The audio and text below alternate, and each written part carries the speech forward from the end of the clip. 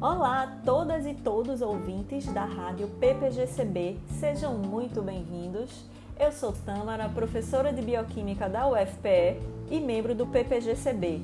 Nossa ilustre convidada de hoje é a professora doutora Ana Maria Benco, bióloga com doutorado em Ciências Naturais pela Universidade de Viena, na Áustria, e pós-doutorado na área de evolução vegetal na Universidade de São Paulo e em Biologia Molecular Vegetal pela Goethe-Universität em Frankfurt, na Alemanha.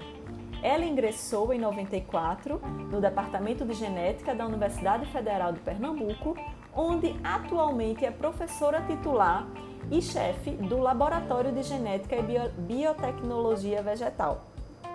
Tem experiência na área de genética, com ênfase em bioinformática aplicada às ômicas, sistemática molecular e citogenética molecular. É membro da Academia Pernambucana de Ciências e atualmente é presidente da Sociedade Brasileira de Genética e membro do Conselho de Pesquisa de Pós-Graduação da UFPE. Ana tem atuado em diversos movimentos que incluem Mulheres na Ciência e movimentos em prol da não discriminação de membros da comunidade LGBT na pesquisa científica e na pós-graduação, além de coordenar projetos visando a interação universidade-escola.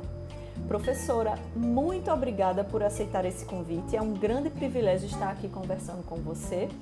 Quando eu era estudante de graduação, eu lembro que você foi nossa professora e nós ficamos muito ansiosos em saber que você ia dar aula para nós, porque Ana Benco era uma professora famosa, referência no Brasil inteiro por sua pesquisa científica, né? E eu lembro que a sensação naquela época era de a gente estar recebendo uma grande professora e um privilégio gigante de estar tendo você como nossa professora.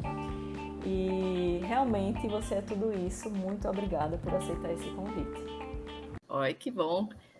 Eu que agradeço, né, pelo convite, eu fico muito honrada em saber do interesse, da oportunidade de falar um pouquinho, né, sobre a nossa linha de pesquisa, os nossos projetos, né. Eu comecei a trabalhar inicialmente com evolução de plantas, né, mais voltado para a área de citogenética, aplicada à sistemática, à taxonomia, né, e a entendimento do relacionamento, né, entre diferentes grupos de plantas. E, ao longo do tempo, eu fui enveredando, né, por outras áreas, lá pelos idos do início dos anos 2000. Eu fiz um pós-doutorado na Alemanha, que mudou um pouco a direção da pesquisa do meu grupo. Então, a gente atualmente trabalha muito com a área de genômica, né, e outras ômicas associadas, então, também transcriptômica, né, interferomas. A gente trabalha muito avaliando a função de genes, a evolução, a estrutura de genes e várias aplicações dessas de proteínas, né, codificadas por genes de plantas que tenham, digamos assim, impacto biotecnológico. Sim. Queria falar um pouco que eu tenho um grupo de pesquisa bem grande, né? O meu laboratório se chama Laboratório de Genética e Biotecnologia Vegetal, a sigla é LGBV, V de vacina. E esse laboratório ele tem um website, o lgbv.fpe, onde todo mundo pode ver mais sobre as nossas linhas, né? E eu tenho duas colegas, professoras de laboratório, a professora Ana Cristina Brasileiro Vidal e a professora Valesca Pandolfi, e a gente trabalha muito em conjunto, a gente divide vários projetos, além de uma equipe grande, né, de pós-doutorandos, pós-graduandos e alunos de iniciação. Atualmente, nós somos 56 pessoas no nosso laboratório. É o maior laboratório, inclusive, do Departamento de Genética, né, atualmente. Na questão da linha de pesquisa, eu queria falar um pouquinho sobre uma linha de pesquisa que teve um projeto grande, recentemente aprovado por um edital do CNPq na área de agrobiotecnologia, e inclusive o projeto já está iniciando, embora a gente ainda esteja aguardando o repasse dos recursos, né? Mas o que envolve, né, esse projeto? Nós temos vários genomas e transcriptomas sequenciados de plantas aqui da região Nordeste. E essas plantas, a gente chama elas, e elas são conhecidas também na literatura como extremófilas, ou seja, plantas que sobrevivem a condições de ambiente muito desafiantes, digamos assim, condições que poucas plantas conseguiriam sobreviver. E pelo fato dessas plantas serem assim tão diferentes, tão adaptadas, elas também são fontes de novas moléculas. Então, o que nós temos feito é avaliar genes e seus produtos proteicos, né, dessas plantas no genoma e no transcriptoma, para entender como é que elas sobrevivem a essas condições e o que é que elas têm de diferente. Então, algumas categorias de genes, por exemplo, estão associadas à capacidade de sobreviver à seca e até à desidratação, né, que é chamada de tolerância à desiccação, né, à falta de Sim. água. A planta perde muita água e depois, com uma pequena chuva, né, em um tempo muito curto, ela consegue se recuperar. E os outros são muito mais voltados para a defesa da planta contra patógenos. E nessa linha, a gente tem também um projeto voltado para a área de saúde, onde o que é que a gente faz? A gente pega esses genes, né, e as proteínas que eles codificam, em alguns casos são genes pequenos, e por isso eles codificam proteínas menores, né, chamadas de peptídeos. E esses peptídeos antimicrobianos, nós fazemos um trabalho com eles no computador, através de bioinformática. Então, é possível, primeiro, você testar entre centenas a milhares de candidatos quem tem o maior potencial antimicrobiano, tudo isso usando ferramentas, né, computacionais. Depois é possível você caminhar ao longo do gene, identificar a região, né, do gene e do peptídeo, que é a região que tem a maior probabilidade de ter atividade antimicrobiana, e depois a gente corta essa região e ainda faz modificações racionais nelas.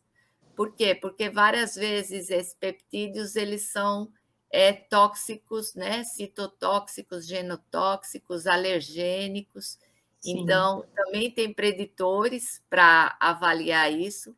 E aí a gente modifica essa região para ela se tornar menos alergênica, mas para ela não Sim. perder a sua configuração tridimensional. Entendi. Então, a gente, na verdade, cria novos compostos que na natureza realmente eles não existem, né? Eles são só inspirados, né? Bioinspirados. Sim. Aí a gente Entendi. tem algumas patentes, né, que já foram depositadas, e é impressionante, porque dá muito trabalho para fazer todas essas etapas, né, que eu estou falando. Eu imagino. E depende de supercomputadores, principalmente a etapa final da bioinformática, onde a gente tem que ver a modelagem do peptídeo e tem que testar se ele interage com moléculas do patógeno, que é chamado de docagem molecular isso. Sim. Então, uma vez feito todo esse exercício, né, de desenho, a gente vai para a bancada, né? Então, a gente começa na bancada extraindo o DNA e o RNA da planta, analisando todos esses aspectos, né, das moléculas que são sequenciadas, e depois a gente volta para a bancada já com o peptídeo desenhado. Nesse caso, às vezes, ele é produzido ou por uma bactéria ou por uma levedura. E, em outros casos, a gente manda para síntese, né, para uma Sim, empresa. Fica bem caro essa etapa, verdade. mas é muito gratificante, né? A gente É, faz aí uns testes contra vários patógenos, né, humanos e de plantas. E aí é bem interessante que de 54 peptídeos bioinspirados que a gente desenhou, apenas um não teve atividade antimicrobiana contra nenhum dos patógenos testados. Então, a taxa de sucesso muito alta. muito alta, verdade. E esse que não teve é interessante, porque a gente falou o que a gente vai fazer com esse peptídeo aqui. Ainda tinha um restinho. Aí nós testamos, né, em parceria com o pessoal da Fiocruz, que eles também são parceiros do projeto, o pessoal do Ageu Magalhães. A gente testou contra larvas de Aedes aegypti e deu atividade larvicida. Larvicida.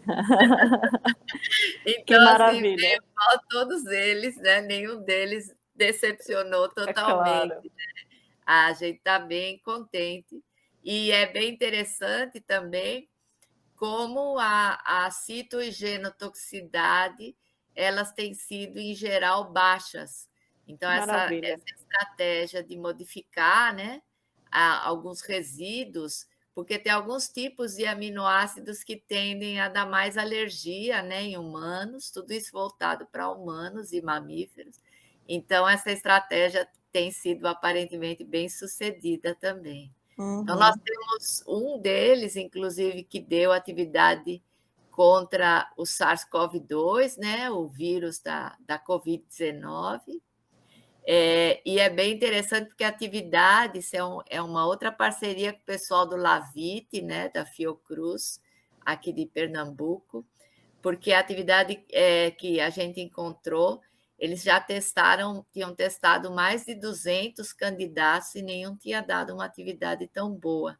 Então, Sim. agora a gente está migrando para a etapa de produção heteróloga, né? Porque fazer a síntese sai caro, como eu mencionei, e Sim. também para a etapa de testes em vivo, né? Já em modelo roedor, né? Em modelo camundongo. Uhum. Que maravilha. Isso, você ficou falando e eu fiquei só aqui admirando na minha cabeça o quão rica é a nossa flora, né? Nossa, você imaginar que da nossa flora, né, desses organismos extremófilos, né, que vivem na caatinga, a gente conseguir peptídeos, proteínas com potencial biotecnológico gigante. É verdade. É impressionante. Eu fico cada dia mais impressionada como as nossas plantas são realmente ricas, né? A gente tem uma riqueza, Fontes, um valor, fontes de uma exatamente. riqueza gigante. Ana, e com relação ao acesso a esse conteúdo genético, como é que fica? Então, todos os genomas e transcriptomas que a gente sequenciou, está sequenciando, nós, em geral, sempre produzimos uma publicação, digamos, mestre, né? Com a descrição, e a gente disponibiliza todas as sequências no Banco Mundial, né? Sim. No GenBank, né? Que fica no NCBI, né? Que é o Instituto Nacional Uhum. de Biotecnologia. Ele é associado ao NIH, né? Que é o National Institute of Health, né? Instituto Nacional de Saúde. Então, Sim. todas as nossas sequências, elas são depositadas e disponibilizadas. A Uhum. gente não guarda absolutamente nada. Sim, Então, a gente só segura isso enquanto nós estamos fazendo essa primeira análise, porque o objetivo realmente é que esse material possa ser usado, né, e aproveitado pelo maior número possível de grupos de pesquisa. sim. Embora isso é um problema, você sabe, porque uma coisa que a gente vê é que tem muitos dados nesses bancos que eles acabam sendo pouco explorados. Sim, Então, a gente tem até um trabalho junto de alguns grupos que geraram os seus próprios genomas, transcriptomas, até proteomas, mas eles têm dificuldade de extrair significado biológico desse material, né? uhum, Que os próprios bioinformatas, né? Os bioinformatas, a tarefa deles, em geral, é montar o genoma, anotar todos os seus genes candidatos, as suas sequências todas, mas quem precisa olhar para esses dados e extrair a informação é o o biólogo, o biólogo. biomédico, né? As pessoas É, que não precisam ser necessariamente bioinformatas. sim, E isso é uma coisa que aqui o Brasil precisa treinar com mais atenção. Eu sim, vejo muitos colegas, por exemplo, na bioquímica, que eles poderiam se valer muito mais de uma formação bioinformática, aliar a bancada com o banco de dados, né? E sim. eles conseguiriam extrair uma informação muito mais completa, uma outra visão, e eu enxergo isso assim sendo feito em poucas ocasiões. Acho Você que tem razão, você tem razão. A bioinformática, na verdade, é um desafio, né? Porque eu sou bioquímica e eu posso te dizer assim que não é fácil para mim, por exemplo, acessar a bioinformática de forma autodidata, né? Chegar, acessar um banco de dados, entender tudo aquilo, como aquilo acontece, ler os papers, enfim, não é fácil. Então, e eu sinto essa necessidade. O que você falou é completamente verdade. Assim, a gente poderia de fato aproveitar muito mais com o conhecimento que a gente tem já nos bancos de dados. É realmente uma grande verdade.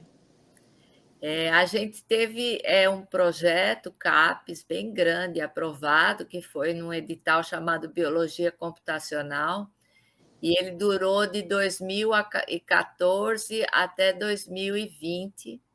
E nesse projeto a gente organizou, eu acho que foram ao todo, ao longo desse tempo, 32 cursos de extensão, voltados tanto para alunos como para profissionais, e uma grande parte envolveu não só a bioinformática bruta, essa que eu falei, né, de você ter que mexer com softwares, ter que trabalhar com linha de comando, mas esse outro lado, o lado em Uhum. frente à tela, né, aquele lado, os dados estão montados, o que é que eu faço com esses dados, né?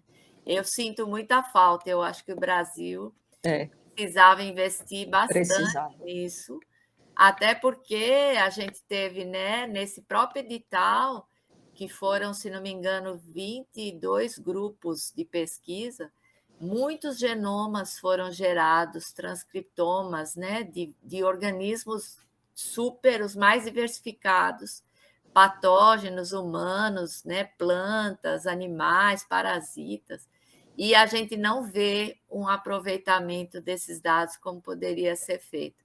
Eu sempre Uhum. brinco com meus ex-alunos, eu tenho alguns ex-orientados meus que já são doutores, e eles são professores, né?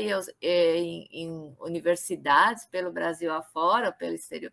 E eu sempre falo, olha, vocês não têm desculpa para não publicar, porque se você tiver um computador só com as suas ideias e Verdade. uma boa aplicação de uma boa rotina, você consegue fazer papers assim, artigos maravilhosos, né? É Isso verdade. publica muito bem, né? A quantidade de informação que já tem no banco de dados é impressionante. É verdade, É. é Quem verdade. sabe vocês não conseguem outro financiamento aí para abrir outros cursos, né? E a gente consegue capacitar mais gente aqui na UFPE nessa linha, né? A Isso é gente muito até bom. pensa em fazer aulas gravadas, né? Porque até no nosso próprio grupo, né? É uma demanda muito grande por treinar as pessoas novas que vão chegando. É, E aí, uma pessoa que já está treinada, ela é obrigada a parar o que ela está fazendo, né? Para treinar outra isso. pessoa. Então, isso realmente chega a ser até uma demanda interna nossa, mas seria realmente importante, né, ter isso sistematizado, né, e Eu até acho. a questão é sempre que a gente tem muitos prazos, né, muita coisa, É, muita demanda, e às vezes esse tipo de coisa, se você não tiver realmente um projeto onde você se propôs a fazer isso até o prazo tal, acaba ficando sempre um vai pouco para ficando. depois. Vai ficando e vai passando, porque são muitas demandas, né? Verdade. Você tem os alunos, IC, mestrado, pós-doc, doutorado, enfim, projeto de. Então, para sair tudo da sua cabeça, realmente fica muito complicado. É É. muito difícil, não é fácil administrar tudo isso. Mas, inclusive, Ana, você falou nessa questão aí da capacitação, e se isso fosse feito como uma disciplina, na pós-graduação ou mesmo na graduação, era possível? Nós temos uma disciplina de Ah, tá. introdução à bioinformática, né, que eu acho que eu dei a última vez em 2021. E tem uma outra que é bem importante também, porque eu sempre digo, né, que a evolução ela se aplica muito a essa área, né, de análise, de anotação de genes, etc. E a gente vai dar agora no segundo semestre, Uhum. que é a sistemática filogenética, né? A sistemática filogenética é uma Ela disciplina da graduação, da da pós-graduação, das pós-graduação. ciências biológicas, Aqui do a gente vai PPGCB. ministrar. E ela tem um módulo prático, né, em Hum, computador, é bem interessante. Em geral, ela é, digamos assim, o start, né, para alguém sim. começar a mexer com essas coisas e depois ele vai para outra disciplina, aonde a gente trabalha mais essa parte de caracterização de genes e proteínas, né. Então Uhum. começa pela evolução, pela notação, evolução, gerando árvores, gerando alinhamentos, muita coisa em comum, né, entre Sim. essa disciplina e a da introdução à bioinformática. Muito interessante. Realmente é um conteúdo, é o futuro, né?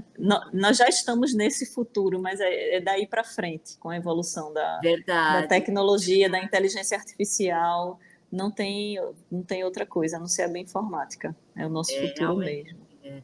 Até essa área ambiental, né, ela Sim, tem sido muito beneficiado nessa questão das mudanças climáticas, né, sim, que você pode ter organismos que são bioindicadores, né, e avaliar o que é que vai acontecer se houver, por exemplo, menos chuva, ou um aumento de 1 grau ou 2 na temperatura, isso tudo hoje em dia pode ser feito inclusive associando dados moleculares, né, das plantas com dados da região que você quer avaliar, né? uhum. Essa parte de Inclusive, modelagem do essa é uma cenário. linha de pesquisa sua, né? Também é uma linha que a gente já trabalha com ela desde 2014, quando nós tivemos um projeto também da CAPES, num edital chamado Probral, com a Alemanha, né? Então, nós tivemos de 2014 a 2018, foram muitos alunos do programa de pós-graduação em ciências biológicas, 4 alunos foram e foram 3 pós-docs para passar, cada um deles 1 ano na Alemanha. Foi um projeto que ajudou muito na formação de toda essa turma, né? Então, assim, nós estamos nesse momento escrevendo um outro projeto para submeter nesse mesmo edital Probral, mas assim, a gente não sabe, né? Um pássaro voando, porque esse edital ele é muito concorrido. Sim. Para o Brasil todo, só vão aprovar 30 projetos, e o edital abre chamada em todas as áreas das ciências. Aham. Então, abre para as engenharias, para as exatas, para as sociais, para todas as áreas, né? Inclusive as biológicas, as ciências da vida. Só que 30 projetos é um número bem Bem pequeno. pequeno. Eu É, espero muito que vocês ganhem, porque nosso planeta Terra está precisando, né, desse tipo de projeto. é. Está precisando. E a gente E quer fazer um projeto com afloramentos rochosos ou Inselbergs, né, que são ilhas terrestres, digamos assim, da região Nordeste, né, principalmente a matriz da Caatinga. nossa, é muito interessante porque essa valorização que vocês dão, né, às moléculas da caatinga, ela, por outro lado, traz a preservação, porque ela dá um valor realmente não só biotecnológico, como um valor monetário mesmo, porque essas biomoléculas elas podem produzir fármacos, podem produzir outras coisas, né, na biotecnologia e esse trabalho ele traz também a conservação da biodiversidade, né? E a gente quer isso. Exatamente. É uma coisa que nós fazemos também, que tem alguns alunos trabalhando, é analisando as populações de algumas espécies em locais diferentes, né? Então, a gente usa marcadores de DNA. Esses projetos a gente gostaria até de ter mais, mas não tem, porque eles são projetos muito caros, né? Uhum. Então, eu tenho que sequenciar determinado fragmento ou amplificar e amostrar em centenas, né, de indivíduos, né? Para um projeto bem feito, chegam até 200, 300 indivíduos, né? Sendo que em cada local eu tenho que extrair o DNA e amostrar pelo menos 30 indivíduos. Mas o que a gente vê, por exemplo, é que nem sempre os indivíduos da mesma espécie eles são geneticamente parecidos. Então, Uhum. esse estudo tem mostrado que a caatinga, ela, por exemplo, não adianta você conservar a espécie num lugar só, por quê? Porque aquela população tem características únicas que uma outra população, sei lá, 50, 60 quilômetros dali, tem outras totalmente distintas. Então, qualquer região que a gente desmatar ou que a gente Sim, onde houver diminuição dessa diversidade, vai haver perda também no sentido da diversidade, vai verdade. perder moléculas, vai perder. E a evolução, né? Eles estão em É, evolução constante, então essa evolução aí vai se tornar menos diversificada. e termina que o banco de dados, né, ele está ali para preservar uma biomolécula que pode entrar em extinção amanhã, É, né? Então, você está ali resguardando um potencial biotecnológico de uma planta que, infelizmente, né, porque acontece a extinção, né? e a gente tem muito problema, principalmente a caatinga, com a parte de predação por caprinos e ovinos, que é um É problema verdade. grave, né? Mas também tem, por exemplo, naquela região do Polo Gesseiro, né? Onde eles coletam muita madeira, né, para alimentar os fornos, então não tem um trabalho de cultivo, né, de espécies para produzir essa madeira, muita coisa vem sendo extraída ilegalmente, inclusive, né, dessas matas que deviam estar sendo preservadas. Então, assim, eu enxergo um problema grave aqui no Brasil, que a gente está num momento em que todo mundo olha muito para a Amazônia. É verdade. E a Amazônia é importante, ninguém tem dúvida, mas estão esquecendo das outras regiões, né? O Cerrado, a Caatinga, né? O Pantanal, os Pampas, várias regiões de transição que nós temos, né? Campos rupestres. Então, eu fico muito preocupada com isso, né? Então, É, assim, nós deveríamos estar olhando com o mesmo cuidado para todas essas formações fitogeográficas. você tem razão. Conservação é uma problemática muito grande aqui no Brasil, né? O uso sustentável de recursos também é uma problemática gigante, né? Nós somos um país enorme e realmente controlar, mapear toda a nossa biodiversidade requer muitos projetos, muito dinheiro e muitas pessoas envolvidas das diversas áreas, né? De fato. De fato, a gente sabe que a gente ainda tem pouco recurso e poucas pessoas, né, fazendo isso. E pouco financiamento. Pouquíssimo. A gente Nós trabalha com não o mínimo. vemos muitos editais voltados para essa questão de caracterização e conservação da flora, da fauna, né? São E ainda tem uma outra camada, que é uma coisa que nós estamos começando a trabalhar agora, nos últimos anos, que é a microbiota das plantas, porque até pouco tempo atrás, né, foi anunciado na imprensa, né, que nosso corpo tem mais células de micro-organismos do que as nossas próprias células, né? E isso não se aplica só a nós humanos, né? né? Se aplica a todos os organismos, né?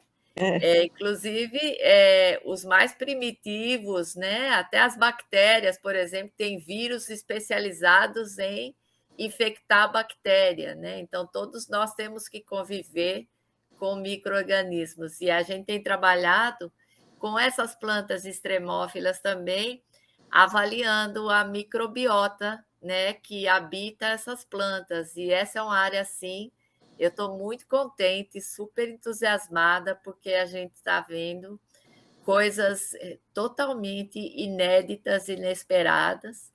Por exemplo, né, no caso de uma aluna minha, a Tamara, quase a sua xará, a Tamara ela fez um trabalho com uma planta extremófila, chamada de bombardeira, e ela avaliou a microbiota dentro e na superfície da raiz contra a microbiota do solo, né? Que a mais ou sim. menos 1,5 metro da planta.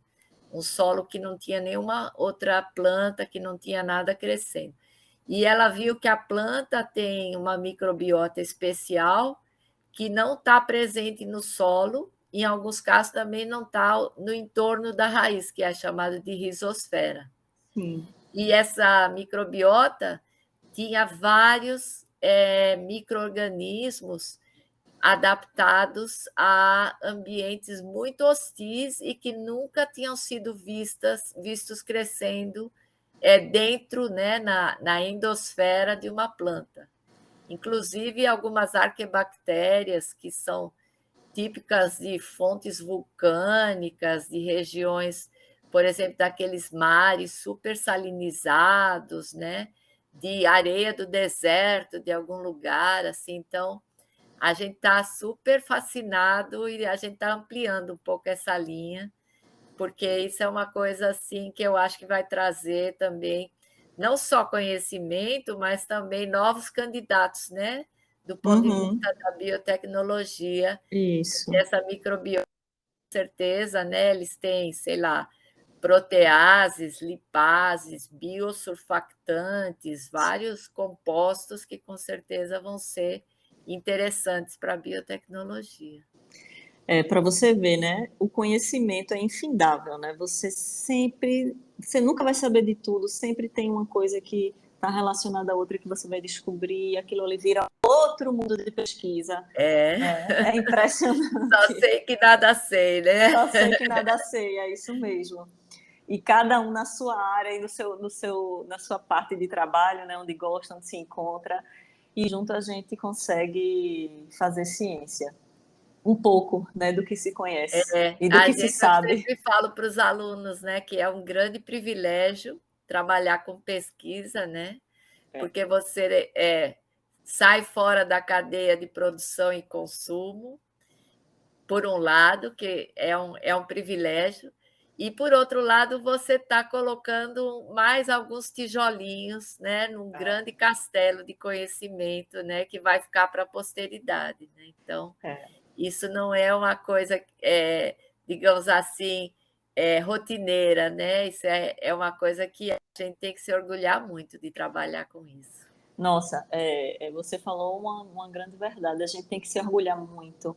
E eu vou lhe dizer que para estar onde a gente está, a gente tem que ter muita paixão pela ciência, né? Com certeza. Você tem que estar buscando aquele conhecimento de forma apaixonada, porque até você chegar nele, você tem muitas decepções, seja no financiamento, seja na infraestrutura, seja no resultado que não saiu como você esperava, mas que vai trazer outro melhor. Enfim, a pesquisa tem disso, né? Tem muitos Eu obstáculos, chamo de pedras no caminho. pedras no caminho. Tem que sair ultrapassando essas pedras e buscando com paixão esse conhecimento que é infindável. A gente nunca vai saber tudo. É E é verdade. um trabalho, como você falou, privilegiado, né? Estar construindo esses blocos de conhecimento, né? É um privilégio enorme poder estar fazendo ciência, né? E contribuir, né? Pelo conhecimento da humanidade. De fato, é. Eu fico muito contente. Eu acho que é isso que impulsiona, né, a É gente para isso. continuar.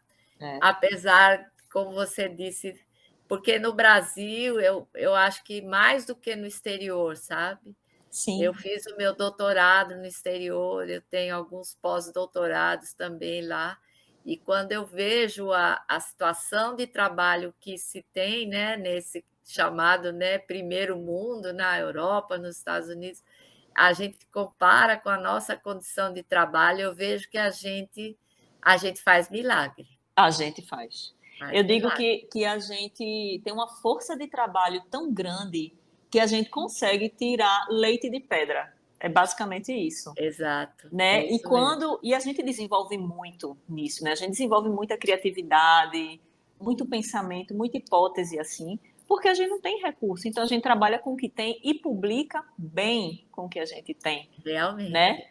Se a gente tivesse uma infraestrutura de Estados Unidos, de primeiro mundo, eu acho que a gente já tinha conquistado já Marte. O prêmio Nobel, né, que ainda está Já, faltando aqui no Brasil. já, um prêmio Nobel, com certeza. Você sabe que os alunos brasileiros que vão para o exterior, sempre, pelo menos todos que eu enviei, eles são muito elogiados. Eu Porque imagino. os nossos alunos não têm tempo ruim, Não, né? Alguma coisa deu errado, eles não perdem o gás, não não, perdem o estímulo de continuar. Eu acho que essa nossa situação, embora ela seja ruim, ela nos torna mais resilientes, né? com Mais certeza. empreendedores, mais É, criativos, como você falou. é, é a criatividade da gambiarra, né? Eu acho que deve acontecer bastante no seu laboratório, porque no meu acontece. A gente quebrou um equipamento, como é que eu posso fazer esse equipamento funcionar? Vamos fazer uma gambiarra aqui. Aí funciona. É Verdade. bem Só que isso. nem sempre é possível, né? Às Nem vezes a gente sempre, para mesmo. nem sempre, mas assim, os mais basiquinhos, os equipamentos mais basiquinhos dá para fazer. Ou então aquela história de pegar sal no vizinho, né? A gente pega um reagente emprestado no vizinho e faz e dá tudo certo. É. A gente se ajuda A muito, gente né? se ajuda muito. Eu acho que a pandemia também mostrou muito isso, né? Muita gente sem nada, sem nenhum projeto aprovado. Foi difícil. Está E sendo muita ainda. gente conseguiu não parar apesar disso, né? Mas foi Eu realmente sempre brinco, aprovação. quem tem amigos tem tudo, né? É, é, Então, nessas horas a gente vê isso mesmo. é isso mesmo. Então, Ana, foi um prazer conversar com você. Esse diálogo nosso foi muito bom. Traz aquela coisinha da paixão, sabe, em descobrir mais, em fazer mais. É aquele diálogo motivador, né, que traz ideias e você já começa a querer fazer e acontecer. Foi Eu essa sensação que adorei eu também. tive.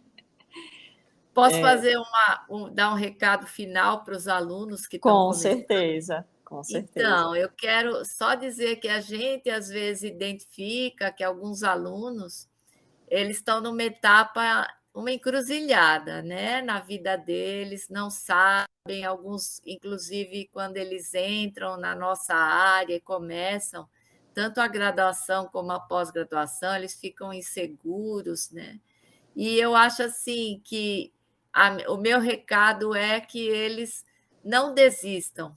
Uma coisa que é muito importante é que você tente tirar o maior proveito das disciplinas, dos professores, que você converse com seus colegas, que você busque estágio ou pós-graduação, que você interaja com a sua equipe de orientação, ou se você for um pós-doc com os supervisores, mas não desista, né? O Brasil está entrando numa nova era, eu acho. Acho que esse ano ainda vai ser um ano difícil, mas a partir do ano que vem eu acho que vai mudar bastante esse cenário. Então, meu recado é: não fiquem desestimulados. E uma coisa também, não deixem de ter vontade de aprender inglês e de ir para outros locais, para outros países, outros laboratórios, porque isso aí vai mudar a sua vida. É verdade, essas são as experiências, né? Com certeza. Muito obrigada, então, Ana. Essa fala final acho que vai motivar bastante nossos alunos. Eu espero que sim, espero que sim. Motiva bastante, é muito bom escutar pessoas com muita experiência como você, né? Então, muito obrigada mais uma vez, Ana. Disponha. Realmente é um grande prazer estar conversando com você e estaremos sempre aqui muito gratos pela sua presença e contribuição no programa. Fiquem à vontade para entrar em contato comigo, tá? Qualquer pessoa que esteja ouvindo.